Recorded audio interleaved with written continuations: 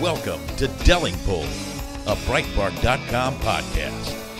Here is the podcast host, James Delingpole. Welcome to the Delingpole podcast with me, James Delingpole, and I'm really excited about this week's special guest. And I know I always get excited, but I've just been talking to him beforehand, and there's so much we could talk about. His name is Yaron Brook.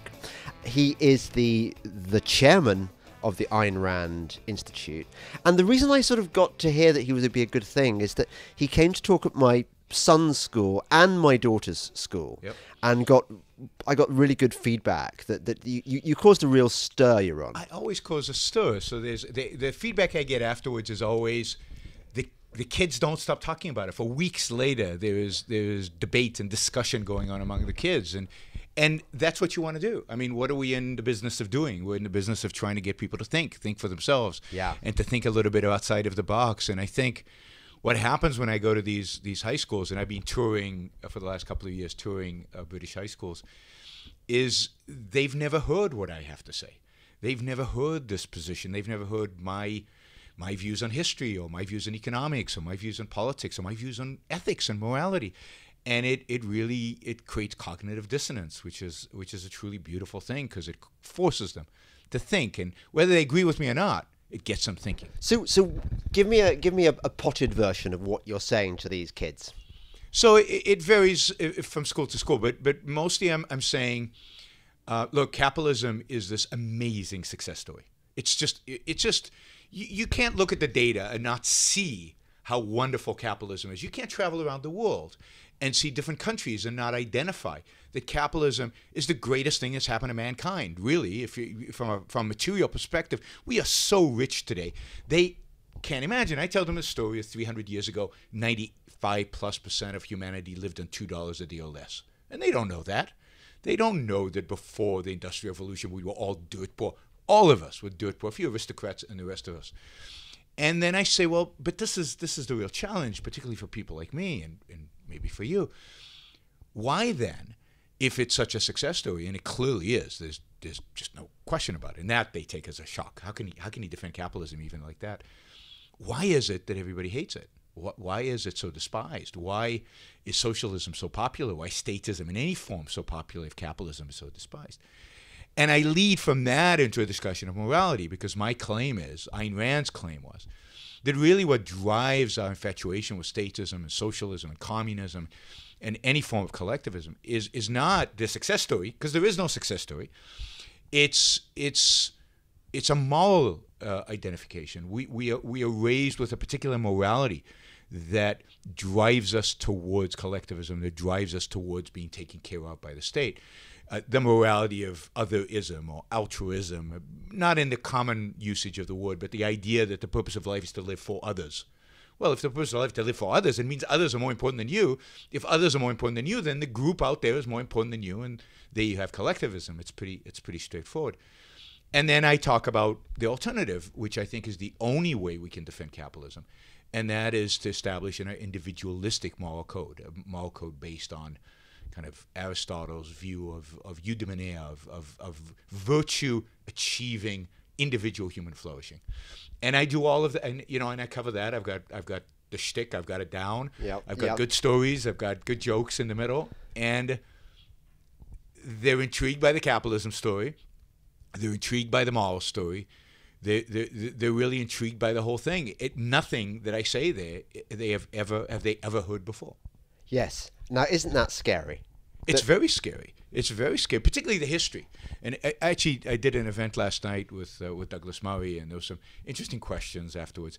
And one of the things I said was, somebody says, isn't it too bad that our kids don't learn about the evils of socialism? I said, yeah, that's bad. But what's really horrible is that our kids don't learn about the beauty of the Industrial Revolution. I said, all they learn is about from the lens of Dickens. That's what they know about the Industrial Revolution. Child labor, and it was horrible, and there was coal, and it was dirty and filthy. But what they don't learn is about the doubling of life expectancy, or almost doubling. What they don't learn is how we became rich from poverty. What they don't learn is that capitalism It's that century and it's capitalism that freed the slaves, that its slavery disappeared during the 19th century, during this industrial revolution. And that's not an accident. It's not a coincidence. They don't learn about even emancipation of women is a direct consequence of the attitude of capitalism, the idea of individualism, the idea that drives the capitalist mentality, all these beautiful things. And primarily the wealth and technology they so adore today, right? The iPhones or whatever. All products of the Industrial Revolution and capitalism, and yet all they know about it are negatives. Totally. That's scary. I don't know whether you're aware of this. There is this famous the opening show of the London Olympics. They had this sort of tableau vivant of English or British history presented for the nation, and needless to say, the high points of history were the NHS, the National Health Service, this kind of socialist rationing system. And when the director of this show, Danny Boyle, who was the film director, made some good movies, Train Spotting and stuff. He when he portrayed the Industrial Revolution, he showed these dark satanic mills, these chimneys erupting like sort of menacing phalluses through the green and pleasant land that England was, where presumably Strephon and Chloe frolicked, playing their pastoral pipes and stuff. And of course, I always ask the audiences, what do you think children did before the Industrial Revolution? And a few people say, well, yeah, they worked. I said, yeah, well, children have worked since the beginning of time. They've always worked, because if they don't work, they starve. And if they starve, they die. But more than working, what did children really do before the Industrial Revolution? And the answer is they died. Fewer than 50% of kids made it to age 10 before the Industrial Revolution. How many kids today die before age 10? Almost none. Why is that? How did that happen? It's a consequence of the wealth created during the Industrial Revolution. And people say medicine. Well, where did medicine come from? The same process that led to the industrialization, the same process that created the wealth, also allowed us now to build hospitals, also allowed people to specialize in profession of doctors, also allowed for all the medical research that all requires capital, that all requires money. And of course, the scientific method is what led to both. The scientific method is a product of the veneration of reason, and which led to both capitalism and medical advances. It's all one story, and for them to take what they want out of the story and to forget the other parts is horrible. So yes, children came into the cities, into London, and worked in factories during the 19th century. Their life expectancy increased. It wasn't pleasant, but it's not clear that it was worse than working in the farm from sun up to sunrise and barely eating. And within a few decades, parents were making enough money that they could take their kids out of the factories and put them in schools. People think government did that. But government only steps in and passes laws against child labor after there's almost no child labor anyway. Yes, you've got metrics for that, have you? Yes, absolutely. There's data on this. And it's not just in England. If you look at the third world today, you see the countries that are passing laws against child labor. They always do it at about the same GDP per capita, because at that point, parents are rich enough to be able to feed their kids without the kids working. Isn't it the same as well to do with things like female emancipation and all the laws or the race laws in America? Wasn't integration already happening and on both fronts before? Well, it was certainly before the Civil War.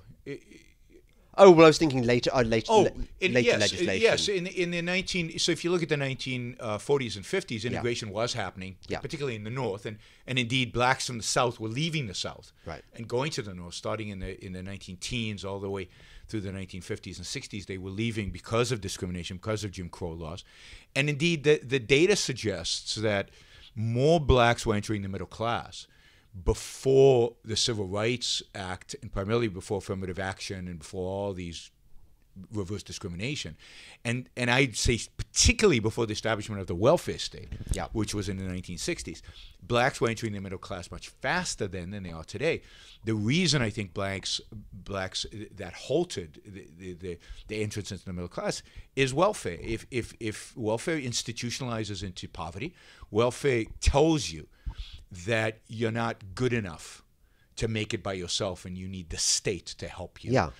So welfare, the biggest victims of welfare are the recipients. Yeah. I'm offended by the fact that my money is stolen without my asking to redistribute to other people. But what really offends me is what we do to poor people and how we institutionalize them into poverty by writing them a check and giving them, unconditional funds to live. It takes away their incentive to work.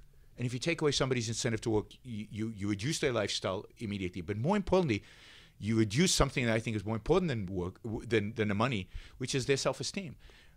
Much of our self-knowledge, much of our self-esteem, much of our confidence in life comes from putting bread on the table, from feeding our family, from achieving things, from having goals and achieving them. And if you don't, and we get that mostly from our work. I think everybody does, whatever profession, you push, you strive, and you get that confidence. Yes, I can do it. You take away work from somebody, you destroy their capacity to live. So, where are you on Trump? You must be quite a fan. No, I'm not. No, you're not. Quite a critic. But in terms of what he, compared with Obama, what he's achieved. Well, I mean, it's these comparisons are hard because I worry about the long-term consequences of a Trump administration. Policy by policy, sure, we can find a lot of good policies that he has implemented.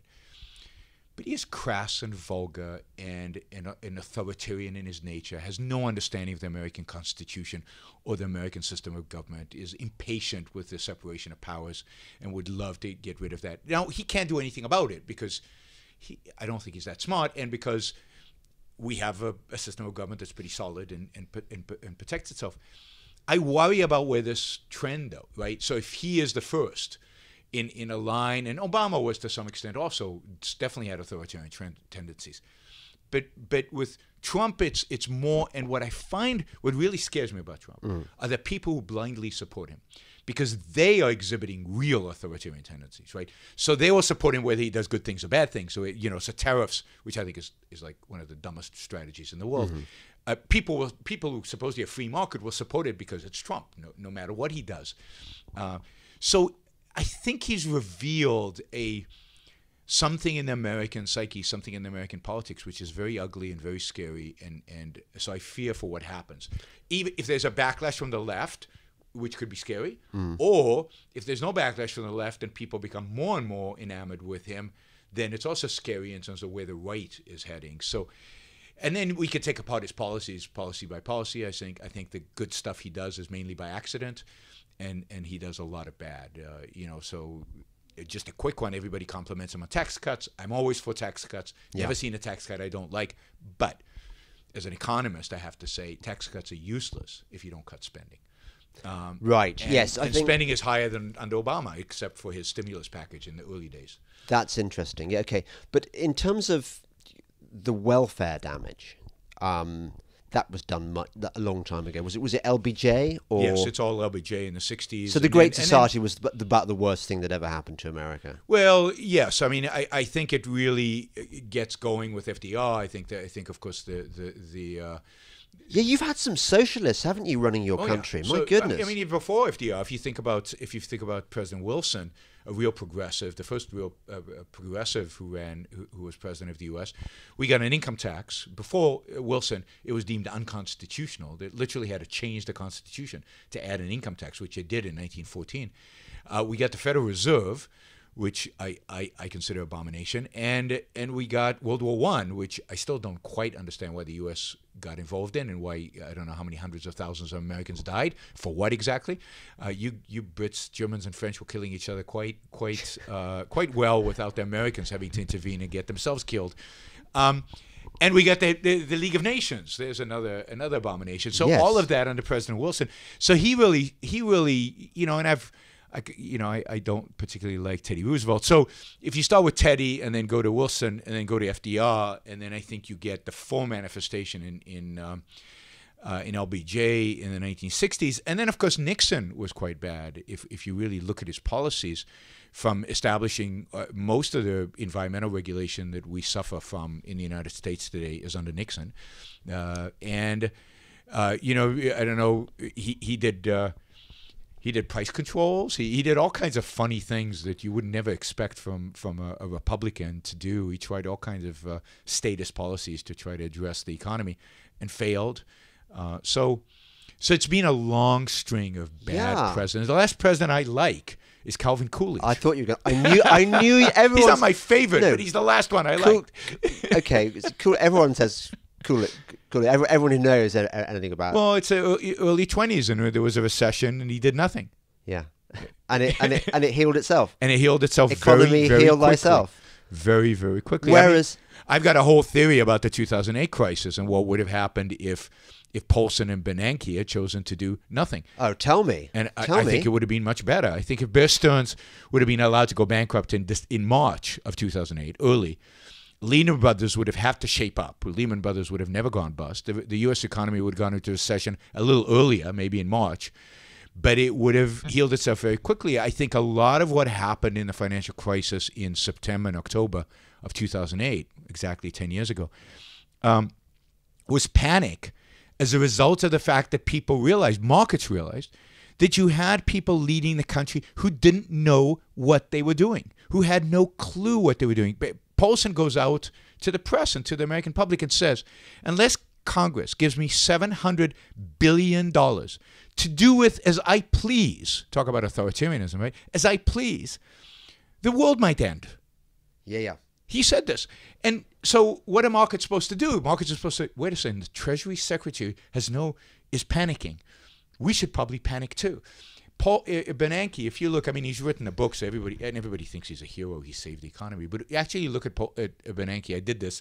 You take his commentary from summer of 2007 to summer of 2008, and you just take the comments he made about the economy. He was wrong on everything that he said. Housing can cause a recession. Freddie and Fannie are fine. The banks are all in great shape. Don't worry. All of these things he's saying for 12 months that turn out to be absolutely wrong. What are markets supposed to do? The Federal Reserve doesn't know what's going on. Yeah. So I think a lot of the panic, a lot of the damage done to financial markets was done because of the incompetence of these people. Where do you think in your alternative history would please say no. Would Goldman Sachs be still with us? You know, I'm not quite as negative at Goldman Sachs as many people are. The thing I hate most about Goldman Sachs, them, is that they have provided every Treasury Secretary in a long, long time. And there's no question in my mind that Paulson didn't mind letting Lehman Brothers go bankrupt because Lehman was the competition. And he was the former chairman of Goldman, and Goldman and Lehman have always been competitive, although Goldman's always been better, so they've always viewed Lehman as insignificant. If Goldman had been on the brink of bankruptcy, there's no question in my mind he would have bailed them out. But that's the kind of cronyism that exists in the world. But I know people who work at Goldman. I understand Goldman's business model, and on a day-to-day basis, what Goldman Sachs does is good for the economy. It's good for the world. It's the cronyism, and it's the rotating door with the Treasury that is horrific. But isn't that a bit like saying I really love the way the trains ran on time in Hitler's Germany and Mussolini's Italy. I mean, well, but the question is, who do you blame? Do you blame Hitler or do you blame the trains? And what I do is so when I look at Goldman Sachs, what I blame is government. So I don't blame. For the most part, I don't blame business for being crony because I don't think they have a choice. I blame government for having power over business and therefore necessitating the cronyism. My favorite example here is Microsoft, right? So Microsoft in the 1990s was the largest company in the world by market cap and most successful and dynamic and growing and innovative. And this is from a guy who's always used Apple. I used to hate Microsoft, but those are the facts. And they were invited to Congress because in spite of all their success and the billions they had made and the billions Bill Gates had made, they were spending exactly $0 on lobbying. They didn't lobby. So they were invited to in front of Congress, just like, what's his name, Zuckerberg had been recently. And the head of the committee was Orrin Hatch from Utah, a Republican, young. He was young back then. And he literally stood up and yelled at them. You have got to start spending money in Washington, D.C. You have got to hire lawyers. You have got to start lobbying.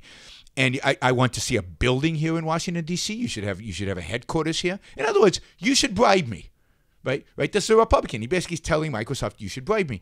And this is all well documented. And Microsoft basically said at the meeting, he said, look, you leave us alone, we'll leave you alone. We're not interested. We've got nothing to gain in Washington. We're doing our thing. We're producing great products.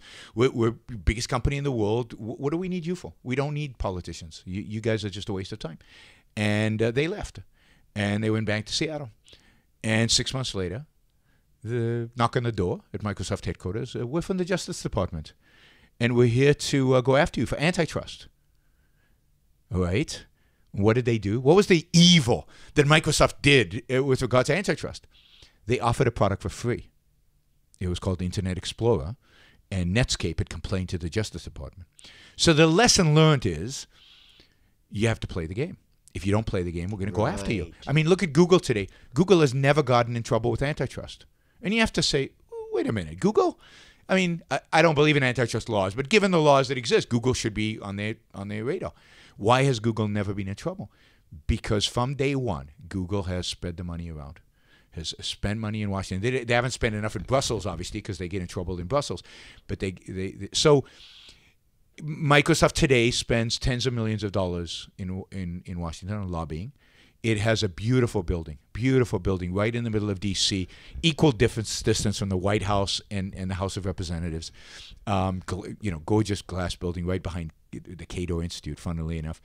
And they've learned their lesson. You have to play the game. And to play the game, you have to be in Washington. So when I see bankers lobby Washington, it's like, well, what are they supposed to... Goldman Sachs has 7 different regulatory agencies that regulate it. I don't know the number for Goldman Sachs, but I can give you the number for J.P. Morgan. At J.P. Morgan, every day, over 150 government employees go to work at the J.P. Morgan building. They have offices at J.P. Morgan, monitoring and supervising and signing off on every single thing J.P. Morgan does. There are no private banks in the United States. They've all been nationalized. They're like public utilities where, pretend you're private, but the government controls everything. Whoa. You're listening to the Delingpole podcast with me, James Delingpole, and my very special guest, Yaron Brook. More in a moment. Sonny's Corner with Sonny Johnson. Everything in hip-hop is not bad. Kanye agreed with us, so let's love him today until he raps tomorrow and you turn your back. Because if you jump off when the fun of the moment is over, then you are in fact making Kanye the token he is accused of being. So please, don't do that. Don't go there. Sonny's Corner with Sonny Johnson. Saturday from 1 to 3 p.m. East on Sirius XM Patriot 125. This is Delingpole, a Breitbart.com podcast. Here once again is James Delingpole. Welcome back to the Delingpole podcast with me, James Delingpole, and my very special guest, Yaron Brook, who is the chairman of the Ayn Rand Institute. So, what are we going to do about this? Well, I mean, I know it's a big question, but my jaw was hitting the floor when you described this 150 people going to the mall. And crony capitalism is one of my bugbears too. Well, I hate calling it, if I can, I hate calling it crony capitalism. There's no something capitalism. Cronyism is a feature of statism. Crony is a feature of the lack of capitalism. Under capitalism, there is no cronyism by definition, because capitalism is, in my view, the separation of state from economics. So the state has no power over business, and therefore business doesn't lobby. Cronyism only exists as government grows and controls the economy more and more. So cronyism is a feature of statism. I mean, the most crony system in the world is socialism, where everything's integrated, right? The government and business is completely integrated. So I don't like conscious capitalism. I don't like, enlightened capitalism or any There's capitalism. Capitalism is the system that protects individual rights. It protects us as individuals and otherwise leaves us alone, leaves the economy alone, separates state from economics. There's no something capitalism. Okay, but yeah, I agree with you. Cronyism is a major, major problem in the world in which we live today. Yeah. And it's a product of the mixed economy, of too much government. Because I'm thinking, look, here you are, you're doing the Lord's work. You are parachuting into schools like my kids' schools, and you're basically red pilling the kids. Yes. And if only their teachers did it, which they're not doing at all. No, opposite. No, teachers are doing damage. It's not that the teachers tend to be, at least in the United States, they tend to be way on the left in the political spectrum and in philosophical spectrum, and they're teaching the exact opposite. They're training these kids to be good socialists. They're training these kids to be good collectivists. They're training these kids to ultimately for authoritarianism, and they're giving them false history. It's not just that they don't teach history; they give them false sense of history, and so these kids come out of school not really knowing anything about the real world. And in America, which is different than England, England's actually much better. In America, we don't teach kids to think. So they don't know how to be critical thinkers. They don't know how to ask the right questions. My impression is that the English school system is much better. But hang on a second. Are you talking about, you mainly go to private schools, don't you? Well, here in England, yes. Yeah, exactly. That's the thing. Yes. So you've got kids who have probably got slightly better teaching. I mean, we do have good new schools cropping up. But I'd say even in America, even the private schools are not very good. Are they not? No, I mean the private school I send my kids to for high school was more left than the public school. I'm afraid this is the case in the UK as well now. Increasingly, you get these lefty teachers who think they kind of want to undermine the institutions that they're being paid lots of money to work for. Yes. And they kind of resent on some level. I mean, not all of them. You get some great teachers, but I'm quite shocked sometimes at parents' evening when I realise just what bunch of lefties I'm dealing with. It's unbelievable. I mean, I've been impressed, I have to say. I've been impressed in England with the quality of the kids. You get good questions. I'm going to the best schools, granted, but I'm getting great questions, real engagement, you can tell in their eyes that oh, this is interesting. They might not agree with me, but they have the confidence to challenge me, which is great. I get in the US, kids tend to be way too passive and way less intelligent. I found that. Whenever I've spoken to American college kids, even they are just. It's like talking to. I might as well be addressing a herd of cattle, actually, for all the interaction I get. That occurs a lot. Although I have to say, there are countries in the world where it's worse, like Scandinavia is pretty bad. And, really? And, but the worst place in the U.S. is if you go to the Midwest, where they have no expressions, and it's very tough to get them to express themselves and to get them to actually engage.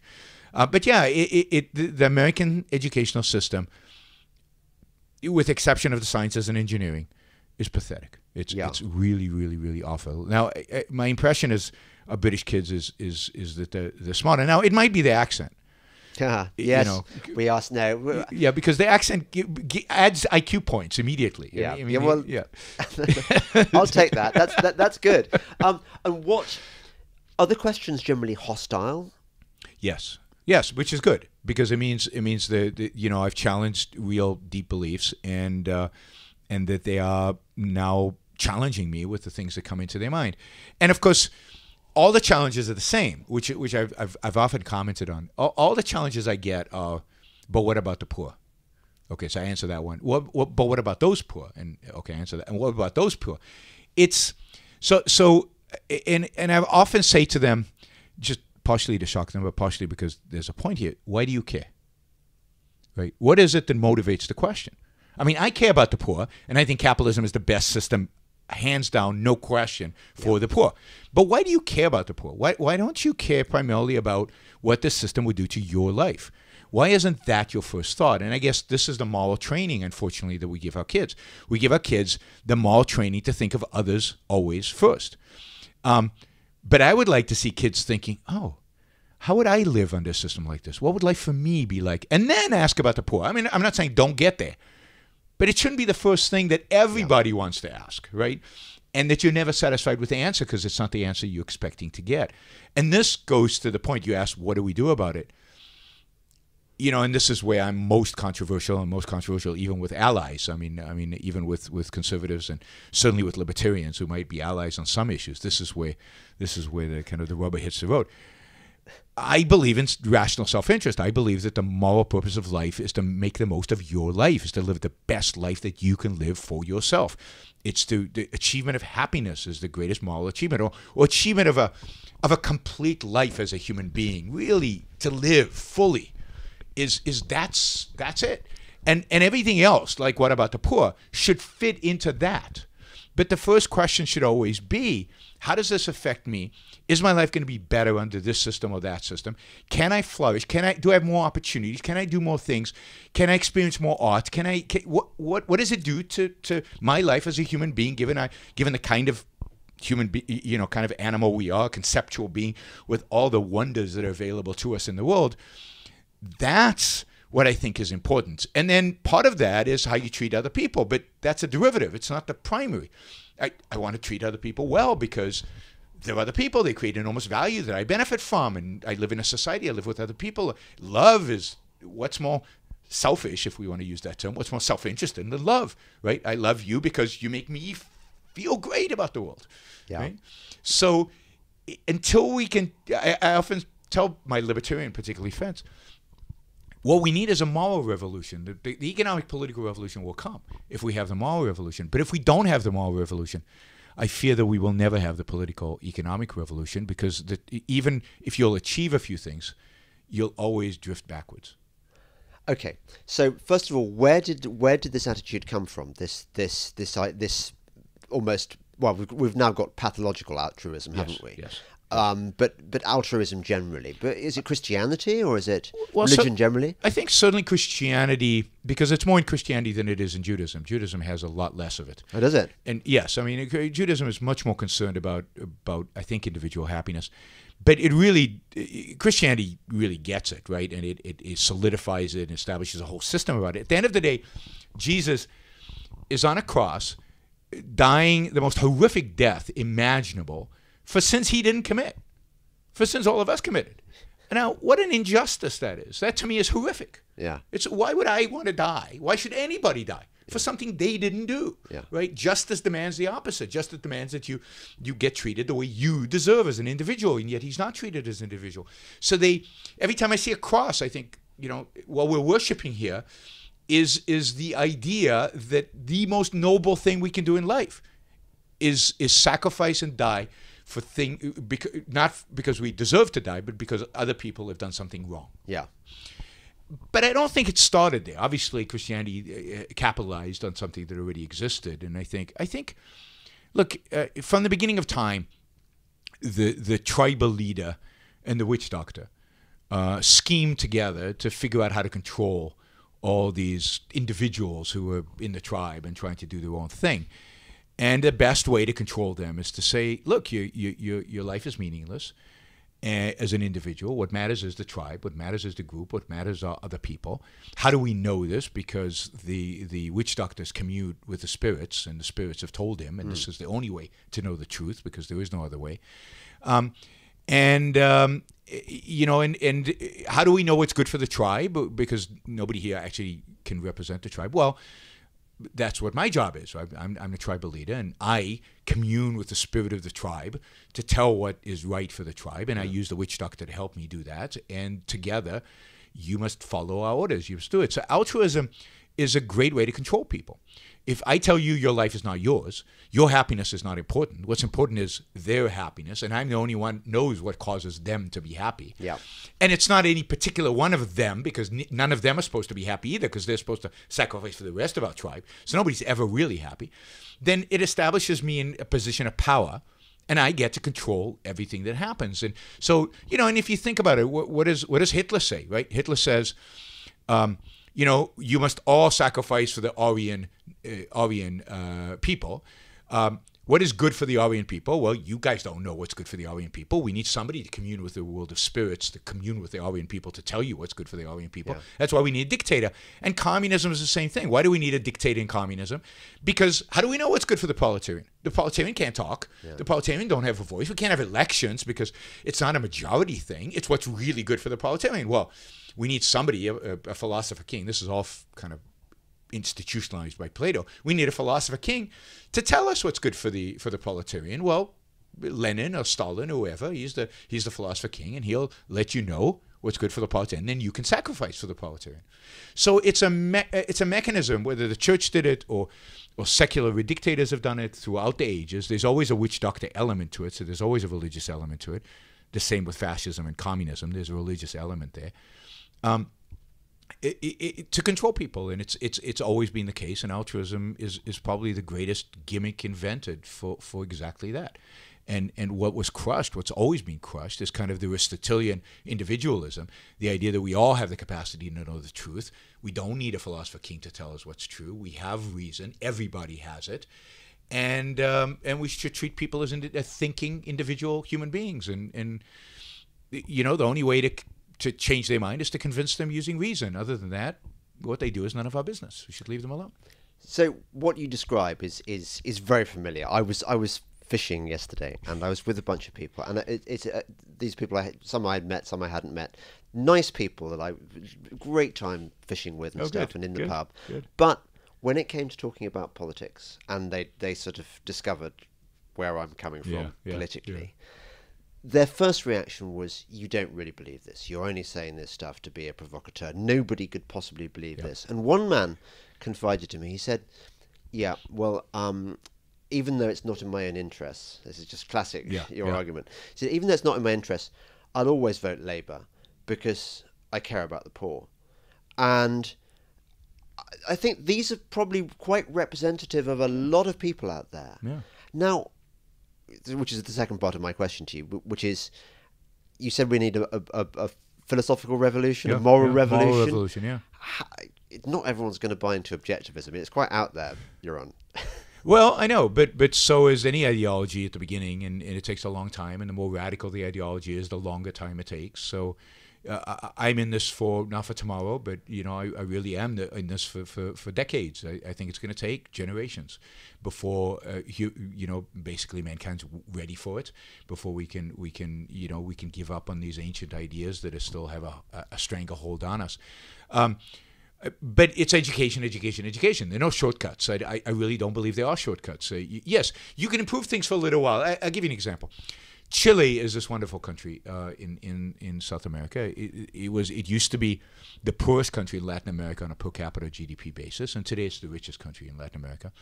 And yet, as it got richer and as it got more successful, and it got rich and successful for one simple reason: it adopted, almost by accident, because this dictator, he was so desperate that he handed the economy over to a bunch of people who studied in Chicago under Milton Friedman, right? The Chicago boys. Yeah. And they turned to capitalism, and they freed up the economy, and they became rich. Chile when did this happen? Well, he turned the economy over in the very early 80s. Yeah. And over the last 20 years, and then he stopped being. He actually had an election to decide whether he should stay as a dictator or not, and the people voted against him, and he walked away, and they established a democracy. And so for a while, this was going, and everybody was happy, and everybody voted for good policies, and they got freer and freer and freer, and it got richer and richer and richer. Yeah. And then they got to a point, and they said, "Oh, but we still have poor." Now, the poor... What about the poor, yeah? The poor were a lot richer than they used to be. A lot richer than they used to be. But the gap between the poor and the rich had expanded, even though the poor had gotten richer. Yeah. So then they vote for a couple of socialists, and for 2 terms, the socialists ruled over Chile, and now she was a disaster, so they've turned back to a kind of a more market-friendly president. But what happens is, and this happened in the United States, we had Ronald Reagan, but there was no revolution. There was no Ronald Reagan revolution. He freed up the economy, did some good things, and the economy did well. And then Bill Clinton, didn't really change anything. But then we got to Bush, and Bush reversed a lot of what Reagan did, and there we are back to a huge state. Government spending went through the roof under George Bush, even if you take out all the military spending. And then we got Obama, and now we've got Trump. So unless you challenge the fundamental beliefs, yes, you can have a president or you can have a political party that for a while makes a difference. Certainly in the UK, I think more than in America, Margaret Thatcher had a profound impact on this country, a profound impact on the UK, and it's benefited from it. But of course, people here now hate Margaret Thatcher. It's stunning to me how many people, kind of Brits, really dislike her when she's the reason we're so rich here in London. I mean, it's amazing to me. But there's always going to be this backlash against the left, and then the left will come and they'll screw it up, and then the right will come and they'll tinker a little bit and things. But we're not going to get a sustained improvement. We're not going to get this over many years, over generations, unless we rethink our fundamental. Well, we're totally not, because even under Reagan, government spending. Yeah, Reagan was a failure when it came to government spending. Yeah, and when it came to a number of different things. I mean, I think Reagan gets too much credit for the good stuff. I mean, even deregulation. The funny thing is, people don't know this historically. Most of the important deregulation happened under Jimmy Carter, and people don't even know this. So airline deregulation, trucking deregulation, financial deregulation, all of that happened under Jimmy Carter, and Ronald Reagan benefited from it because he came right after, and just as all this was taking off, But yes, I mean, you don't get cuts in spending, which is what really matters. What really matters when it comes to politics is how much money does the government spend. That is the proxy for how much power they have and how much influence they have over the economy. I think my take-home of this podcast is going to be My Hero, Jimmy Carter by Yaron Brook. Please. But it's true. He did good things. He did some good things. Isn't that interesting, actually? That is, we think of him as the idiot peanut farmer and who went and cocked up with the Iranian hostages, and actually he was a deregulator. Who knew that? He had some decent economic advisors, and the economy in the U.S., people forget this again because the left has brainwashed us with the alternative history. The 1970s were an awful period. Awful in I remember England in the 1970s. Great music, though. You can't... Led Zeppelin, yes, early Neil Young. Great music. We grew up on that music. It was no question. I'm a Pink Floyd fan. Yeah, but, yeah, exactly. But then if you look at the United States, the 1970s were a disaster, stagflation, and they had run out of kind of socialist remedies, and what was left was, well, let's try this deregulation thing, and it worked. And of course, nobody learns from that. But yes, it was Jimmy Carter, I think, by default doing it, not because he intended to, because he handed some stuff over. But he had a Democratic Congress, and they still voted for it. I've got to ask you this. I know we're going to disagree on this because of what you've hinted earlier. I'm very worried. I think almost the biggest. China. Islam, fundamentalist Islam. I think one of the biggest menaces to our worldview and actually to Western civilization is the power of Silicon Valley, which is dominated by leftists.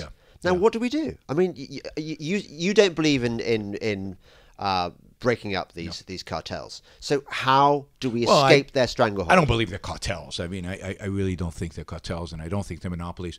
Look, they're de facto cartels, whether they're intentionally cartels, but well, they ideologically, that's true. There's a certain mindset in Silicon Valley which they all share, and so they all act in unison because they all basically are afraid to be left behind. So if somebody deplatforms. What's his name? Alex Jones. Then everybody does because it's the cool thing to do in Silicon Valley, and you don't want to be uncool. My view is that using the state to do anything here is going to have immense damage down the road. I mean, you're giving the state more power to decide when there's a monopoly over intellectual ideas and when there isn't. When the left gets in and decides that talk radio in America is way too right-wing, and what we need is to break up, Rush Limbaugh, and he can only broadcast once a week. He can't broadcast 5 days a week. And he doesn't allow leftists on his show, which he shouldn't, right? Because maybe he should be forced to interview a leftist once in a while. Once you get the government into the business of deciding who is manipulating ideas how, the marketplace should decide. We don't like it, I don't know. Let's get together. Let's get Peter Thiel and a few other kind of better pro-free market entrepreneurs and create a competitor to some of these ventures. I mean, that's what we should believe in as capitalists. Let's create a better mousetrap.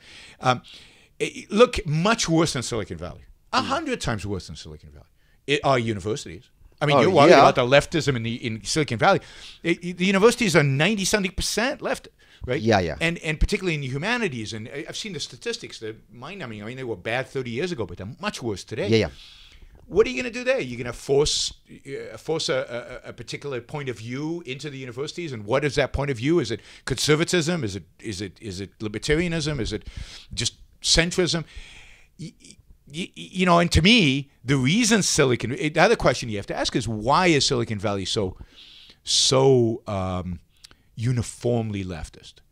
Yes. And I think that's the more interesting question. That's what we should really be challenged with. Why are these really, really smart people, who are the most productive people in the entire world today, they're really creating economic growth in the United States is being driven by Silicon Valley today. I mean, that's whatever the GDP numbers are, it's predominantly coming out of Silicon Valley. It's why California survives in spite of its socialist policies. Yes. why are these incredibly productive, smart people leftists? And I think there's a lot of soul searching that the right has to do to figure out how they lost these people, because they lost these people. The previous generation of Silicon Valley entrepreneurs were not this leftist. The founder. I don't believe Steve Jobs was really a leftist. Larry Ellison is a libertarian. A lot of these people were never radically left as they are today. And I think the reason is that the right is dramatically screwed up. I mean, my view is that the big screw up the right has made in America is its affiliation with the religious right. And if you have candidates in the Republican Party, and they're asked, "What is your view of evolution?" and not one of them will say, "I believe evolution is a legitimate scientific view." Not one of them. They'll either say, "I don't want to answer," or they'll say, "Well, I believe that God created man," whatever. Then nobody who's got an engineering degree and who takes his belief in science and belief in engineering is going to support, and what is going to support you. And as a consequence, they lump them all together. These religious fanatics. Yeah, capitalism. That's from the religious right, which is tragic. And you'd think they would be better thinkers than that, but that is what's happening. It's really. It's the fact that the right tries to cultivate, the worst elements in American society, or the most backward elements in American society, and that it is rejecting science explicitly, and that turns Silicon Valley off from them. Now, I'm not saying that's an excuse for them to be doing what they're doing. I don't think what they're doing is good. But I think the right bears quite a bit of responsibility for alienating these really smart people, and we should change. I mean, I remember somebody asked me to advise Ted Cruz before the California primary, and it turned out that he withdrew from the race before we got to California because Donald Trump had already won it. But they said no, and I said, "Look, Ted Cruz, Ted Cruz doesn't want to hear from me." And I said, "No, we've talked to them. They want to talk to you. They want to get a sense of what could he do to win California." And what I was going to tell him was, you're going to have to take back a lot of what you've said on the campaign trail. You have so groveled before the evangelicals, to no avail, because they all voted for Donald Trump, not for you. But you have so groveled before them. You have so demeaned yourself and the ideas of science and progress and the modern world, that unless you do a real 180-degree turn, and you're not going to get the vote of even the better people in Silicon Valley. They're just not going to vote for you. No, I think intervening in Silicon Valley now in the name of so-called free speech is going to be the worst thing for free speech possible. It will destroy free speech in America. And these companies are not censoring because only the government can censor, and by the government stepping in and telling them what they can and cannot produce, or breaking them up because they don't like what they're saying, is the worst kind of censorship. The best thing we can do is create competitive alternatives. If the right has 50% of the voters in the United States, then they should be able to create a real competitor to Facebook. We'll talk a bit more about this in the next section. You're listening to the Delingpole podcast with me, James Delingpole, and my very special guest, Yaron Brook. More in a moment. Breitbart News Tonight with Joel Pollack and Rebecca Mansour. The real thing that the left is angry about is they're like, how could you allow these Russian memes? Somebody saw a meme and then they decided they had to vote for Trump. Or it must have been fake news. And by fake news, they mean conservative websites. Come on. But this is what the left thinks. Fake news. And by fake news, what they mean is shut down Breitbart. Breitbart News Tonight, weeknights starting at 9 p.m. East on Sirius XM Patriot 125. This is Delingpole, a Breitbart.com podcast. Here once again is James Delingpole. Welcome back to the Delingpole podcast with me, James Delingpole, and my very special guest, Yaron Brook. Yaron, I did know that was going to be your line. Yeah. And the vibe, you're a very, very impressive person. I don't want to... thank you. You are. And I think that the actual solution to the world's problems is if you could somehow... Have you seen The Boys from Brazil? How you could... If you could clone... In a nice way, you could be like a nice Hitler. Thanks. You could... If we could clone lots of you Yeah. and have you going... Because clearly this is the message you have is a good one. I cannot share your faith that libertarian, whatever you want, objectivist ideas are enough. And in the same way, the market, I wonder, Peter Thiel's shown no interest in creating the alternative to... Has he? I'm not sure. We'll see. Oh, I don't want to speak out of turn, but okay. There are discussions, there are debates. Oh, okay. There's things going on in the background. I see. So I'm not sure Peter will do anything, but there are people out there certainly having discussions about this and looking at the possibilities and what would be involved. Look, I have a very, very positive view of human beings. I'm an optimist when it comes to individual human beings. And I look at the world around us, and I see this amazing beauty, and I see human creations everywhere I look. And there was a mind behind everything, whether it's that computer on the desk or whether it's the amazing restaurants down the street. I mean, we talked about the fact that we're both foodies. I mean, wow. I mean, what people can do with simple ingredients is just fantastic. And so I believe in human ingenuity. I believe in the human mind. My heroes, I have to say, and I get a lot of flack for this, my heroes are the people in Silicon Valley, in spite of their politics, because they make my life better every single day, and I can't imagine life without the products that they build and the products they create. So I'm a little in awe of them because I think they're such great human beings. On one level. Well, but on the important level. To me, what you do with your mind in producing and trading with people and innovating is far more important than politics. At the end of the day, I mean, I wish we weren't that enamored with politics, because I wish politics was less intervening in our lives. Politics is important, but what you do with your own life, what you produce, what you create. Like, I don't care about Michelangelo's politics. For all I know, Michelangelo, and I know his politics were terrible. He was very religious and he was miserable, unfortunately. But when I stand in front of David, I don't care about his politics. Wow, this man produced something that inspires me, in unbelievable ways. And the same is true of Steve Jobs, and the same is true of many of these people in Silicon Valley. They inspire me. So, and to me, that's much more important than the politics.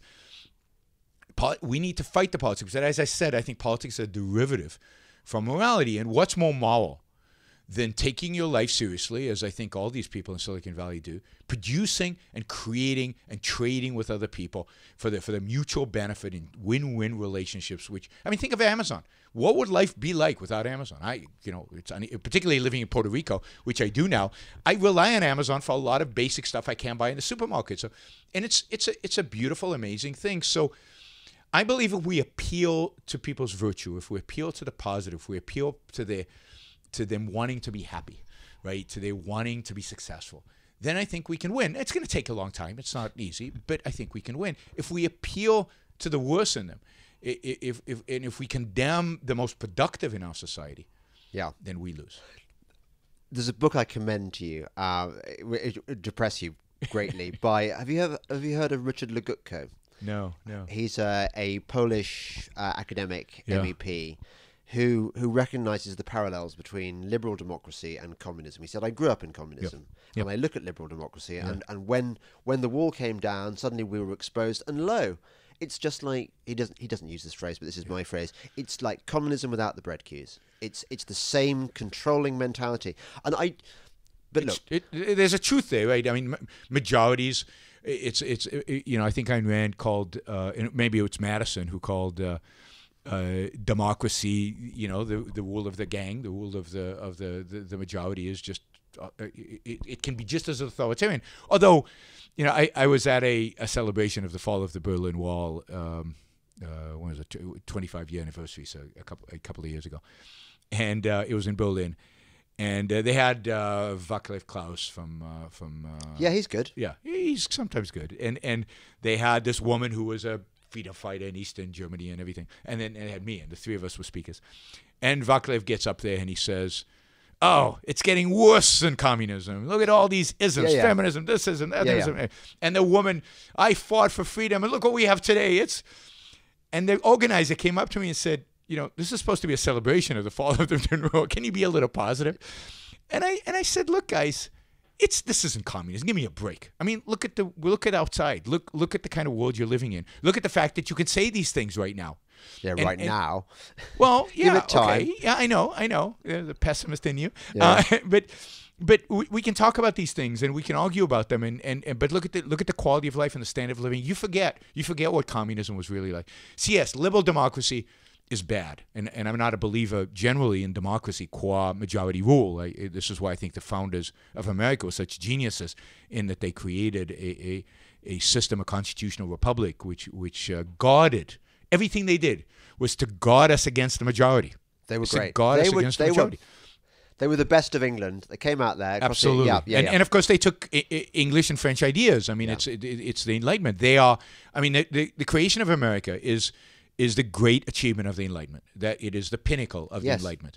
It's John Locke and in the French and Scottish, primarily Scottish Enlightenment of that period, and it all manifested itself in the creation of the United States of America. And it's amazing. And I often think that what we're really trying to do is save the Enlightenment, right? So I know we'll probably disagree on this, and I know most of my friends disagree with this. I think Ayn Rand is an Enlightenment thinker, and to a large extent completes or fills in a lot of what the Enlightenment missed out on, and she provides the answers to those who attack the Enlightenment, the Germans who come afterwards, and some of the other philosophers. So this is one continuation, and our job is really to save those thinkers, to save those ideas, the ideas of reason, of science, and of individualism. I mean, that's what the Enlightenment boils down to, and capitalism is just a product of reason and individualism. I'm going to not ask you about Islam because I really want you back on the podcast. I think people are going to be, despite because some people are going to be saying he doesn't like Trump. I'm not sure I can deal with that. But I think you will have swayed many people and they will have fallen in love with you. And I think they'll find my views on Islam interesting. Well, of course they will. I know, of course they will. But I want to say that for another podcast. I want to find a bit more about you. Absolutely. So, you grew up in Israel? I did. Grew up in Israel. And your parents were socialists? Yes, as everybody was in Israel at the time. So I grew up in a period of Israel where the Labour Party won every election, where everybody around me was a socialist. It was unimaginable and unknowable to be anything else. You just didn't know of it. I spent 2 years actually in England when I was very little, in the 1960s, actually in Hackney. I went to Hackney Jewish Day School. Okay. That's where I became an atheist. And then I spent 2 years in America. And I have to say, back then I hated America. It lacked all the things I loved about Israel, the collectivism, the tribalism. Oh, so you bought into it for a while? Oh, yeah, absolutely. Hook, line, and sinker. I was a socialist. I remember arguing in America with all my American friends about the virtues of socialism. So how old were you at this stage? I was 14, 15. Oh, okay. Okay. And then one day I was with a friend and we were arguing about something and he was spouting these pro-market capitalist ideas. And I said, where are you getting this nonsense from? And he said, you got to read this book. And he handed me a copy of Atlas Shrugged. And that was 1977. I was 16. And it was also the first year where the Labour Party lost in Israel. Begin came to power. And I fought the book. I disagreed with everything. I did not want to accept anything she said. It was turning my world literally upside down. I was the kind of kid who grew up in Israel looking for the grenade I could jump on so I could sacrifice my life for the tribe, for the I was a patriot. I was going to be in the special forces. That was my life. You'd have been very good at it. And I was in the Israeli army and I was good at it, but Ayn Rand completely, I'd throw the book on the wall. I would argue. I would yell. But in the end, she won, and she convinced me. And the rest is history, in a sense. I went on to read everything else she wrote, and spent 3 years in the Israeli army. Did you enjoy that? No. It was mainly boring. It was boring. The best thing out of it, and I guess the reason I don't actually regret it, is I met my wife in the Israeli army. We were in the same units in military intelligence during a war so it was. During a war, which one was that? It was 1982, the war in Lebanon. Okay. So did you get some access to some interesting intelligence stuff? Absolutely. A lot of cool intelligence stuff, and we were very involved in the Israeli invasion into Lebanon and the destruction of the Palestinian terrorist bases over there, and the whole Palestinian terrorist infrastructure that was permeated southern Lebanon all the way into Beirut. And I spent a little time in Beirut as part of the intelligence gathering mission, and traveled around Lebanon to see kind of what we'd identified was whether the intelligence was right. So it was interesting. The war was interesting, but of course it's sad when you have to have a war to make it interesting. But I think it was a just war, and Israel did the right thing in going into Lebanon. Unfortunately, they didn't leave fast enough, but they should have left very quickly. Yes, people don't learn from history about wars, but again, that's probably a discussion about Islam and about war. No, go on. Now you said rather plaintively that my views on Islam are quite interesting. People are going to be going, how is he not going to ask him his views on Islam? So go on. Tell me your views on Islam. Well, look, my views on Islam as a religion is of all the religions, it's the one that has been least secularized, and therefore it's the one that's most evil. And it's the most primitive, it's the most barbaric, it's still Dark Ages. It's where Christianity and Judaism were 1,000 years ago or more. Luckily, Christianity and Judaism went through a secularization. The prime responsibility of that is Aristotle, the discovery of Aristotle by Thomas Aquinas, who brought it into the Catholic Church and really changed the West. And we had a Renaissance and we had Enlightenment, and that completely changed everything. Islam had that for a very brief period of time, really in the beginning of Islam, about 900 to 1100. And unfortunately abandoned Aristotle, abandoned the libraries. I mean, there's a golden era of Islam, which is quite amazing. Do we know why it did that? What happened? The greatest philosopher, it's all about ideas and it's all about philosophy. Philosophers are the most powerful people in the world. So during this golden age of Islam, they had discovered Aristotle, they translated, they had the biggest libraries in the world were in Baghdad, the most amazing libraries. And the biggest debate within the Islamic world in terms of philosophical debate is what do we do with faith versus reason? Because Aristotle's teaching us reason, but Islam teaches us faith, and how do we do it? And they try to integrate it, and they try to mesh it, and they try to deal with it. But it was always a point of concern, just like it was with Aquinas and the Catholic Church. So at around 1200, I can't remember the exact date, there was the greatest philosopher of the time. His name was Al-Ghazali. He was struggling with this debate, and he landed up, this is a true story, he landed up going into the desert to meditate about this issue. And he spent about 10 years away from Baghdad and away from civilization. And he returned, and he said, I've got the answer. And the answer is we have to abandon reason. And we have to dedicate ourselves to Islam and dedicate ourselves to faith. And until we do that, we cannot return to greatness. And within a generation, all the libraries in Baghdad are burnt to the ground. They disappear. They literally are gone. Now, later, about 50 years later, the Mongols invade and they destroy Baghdad and they destroy that whole. But all the libraries in the Middle East are gone. The last remnant of the Islamic Golden Age is in Spain, in Cordoba and Seville, and those great libraries in Spain. And they're not destroyed. His ideas do not travel to Spain. They just influence the Middle East. And when the Christians invade Spain and they conquer and they take those libraries, they discover all these writings. And they immediately take the books to Paris, where they're translated from Arabic into Latin. So they don't read Aristotle in original Greek. They read him in Latin translated from Arabic, which was translated from the Greek. And I think, and to a large extent, that changes civilization. So you could say the Arabs save civilization because they save all those Greek amazing books. And of course, you had great Arab and Jewish philosophers at the time who were very Aristotelian. Maimonides is the great Jewish philosopher who's very influenced by Aristotle, and he's in Spain during this period. But then once the Christians take over, they take the libraries and they absorb that knowledge into Christianity, which ultimately leads to the secularization of Christianity.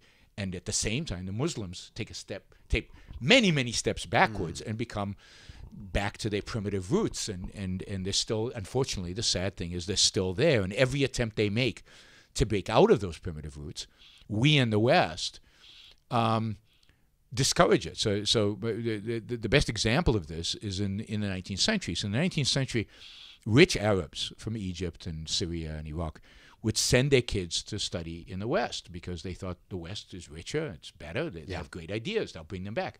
What did these kids study when they went to German universities and French universities and unfortunately British universities? Well, they came back with two ideas. They came back with socialism and fascism. And if you look at the Ba'ath Party, which is a Syrian and Iraqi, the secular, the pro-Western, they're all fascists and socialists. So these fascists and socialists destroyed the Arab world. And who gets blamed for that? Well, the West does, because they learned these ideas in the West. They didn't come out of the Middle East. And even today, You have this massive Muslim immigration coming into the West. And the West is not telling these Muslim immigrants, all right, time to abandon your primitive, barbaric ideas and adopt ours because ours are superior. And here's a list: free speech, women have equal rights. No, we tell them, multiculturalism. All cultures are equal. Your barbaric culture is just as good as our wonderful culture. And again, we're destroying their opportunity. This is an opportunity for them. I like that take on it. Yes, because that's almost the altruistic take, you might say. Yes, well, I think altruism is behind it. Multiculturalism is a product of altruism. It's a product of the lack of self-confidence. It's a product of the lack of self-interest of the West. But then there's also the question, certainly since 9/11, but I believe since November 4th, 1979, when the American embassy was taken by Khomeini, that we're at war with a certain faction of the Islamists. So within the Muslim world, there's a faction. We can call it jihadis. We can call it Islamic totalitarians. A variety of different names to it. And we're at war with them. Now, this is the most pathetically fought war in all of human history, because we in the West don't like to kill anybody when we go to war. We like to provide them with sewers and build them roads, and so we like to bring them democracy. But God forbid we actually defeat them and crush them and actually teach them a lesson. So I was a huge critic of George Bush after 9/11 because I thought he was a wimp, and I thought the United States had the wrong response. It invaded the wrong countries. It penalized the wrong people, and he never except for 1 week during his entire presidency, he refused to affiliate the terrorists with Islam. He called them terrorists, and there was a war on terrorism instead of a war on Islamic terrorism or a war against totalitarian Islam. He called them terrorists, which is one of the great feats of cowardice in all of human history. And I'll give Donald Trump credit. He is the first to identify the terrorists as Islamic, although he also does that at the same time as going to dance with the propagators of these ideas in Saudi Arabia. So he gets only half credit for me. So but hang on, a brief praise for Trump. The Warsaw speech. His Warsaw speech was great. No, the Warsaw speech was terrible. I loved it. It was one of my worst. Oh, really? Yes. Oh, no. I actually did a whole podcast analyzing his Warsaw speech. Okay. Because he attributes what Western values are. He attributes to all the wrong things. It's basically a kind of a pro collectivism, family values, kind of soppy conservative. It was awful. It was perfect for the Poles because of where Poland is right now. Right. And I think he wanted to emphasize religion and family and all the conservative virtues that supposedly. But messed up. Family is important. Sure, it's important, but it's not what makes the West the West. Muslims have families. Everybody has families. What makes the West the West, again, is reason and individualism and science and technology and capitalism. And none of those things ever make anybody's speeches, not just Donald Trump, but anybody's speeches, and certainly not even George Bush. But look, if I were president on 9/11, the first thing you would do is say, okay, Islamic terrorists attacked us. Who funds them? Who supports them? Who's the ideological mind behind them? Who's the spirit that animated the terrorists? And I'd make a list. And number one on the list would have to be, Al-Qaeda. Okay, Al-Qaeda. But who animates Al-Qaeda? Who funds Al-Qaeda? Where do they get their money from? Well, it has to be Saudi Arabia. Right. And right above or right under it, depends how you want to do it, is Iran. And then you have to list Al-Qaeda and Hamas and Hezbollah and all the different terrorist organizations that are all dedicated to the same cause, Muslim Brotherhood. And then you have to say, okay, we're at war with all of these people, starting with the Saudis and the Iranians, not the Iraqis and the Afghans. Yes. And that would have changed everything.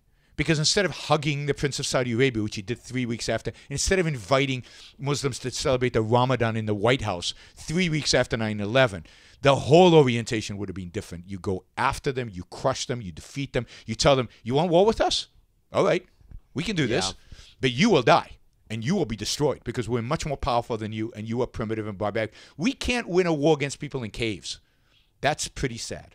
So even though I don't like Donald Trump, I'm a lot less politically correct than he is. I think he's much more your man than you're prepared to admit, or even mentally acknowledge. Yeah. But look, that has been a great podcast. I really enjoyed it, and I'm glad I asked you the Islam question.